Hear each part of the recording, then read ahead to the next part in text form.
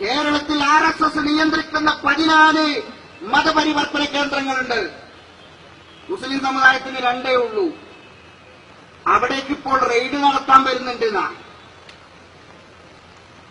November 20-ാം തീയതി RSSകാരൻ കോഴിക്കോട്ടെ മുഖദാറിലുള്ള തെർബിയത്തിലേക്ക് raid നടത്താൻ വരുന്നുണ്ട്.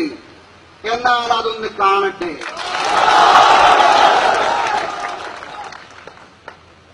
അതൊന്ന് കാണേണ്ടതുണ്ട്. ആർക്കെങ്കിലും കേരള സംസ്ഥാനത്ത് ഒരു വിശ്വാസത്തിലേക്ക് മാറി എന്നതിന്റെ പേരിൽ പ്രതിബന്ധമുണ്ടെങ്കിൽ ആ പ്രതിബന്ധം തീർക്കാൻ പോപ്പുലർ ഫ്രണ്ട് ഓഫ് ഇന്ത്യ മുൻകൈയെടുത്ത് മുന്നിലുണ്ടാവും. യാതൊരു സംശയവുമില്ല. നിയമപരമായ മുഴുവൻ പരിരക്ഷയും നൽകാൻ ഈ രാജ്യത്തെ ഓരോ പൌരനും ലഭിക്കേണ്ട പൌരാവകാശം നൽകാൻ ആർക്ക് ലഭ്യമാവണമെങ്കിലും അത് പോപ്പുലർ ഫ്രണ്ട് ഓഫ് ഇന്ത്യയുടെ പ്രവർത്തകന്മാരെ നിങ്ങൾ സമീപിച്ചാൽ മതി. അവരെ നൽകാൻ തയ്യാറായി.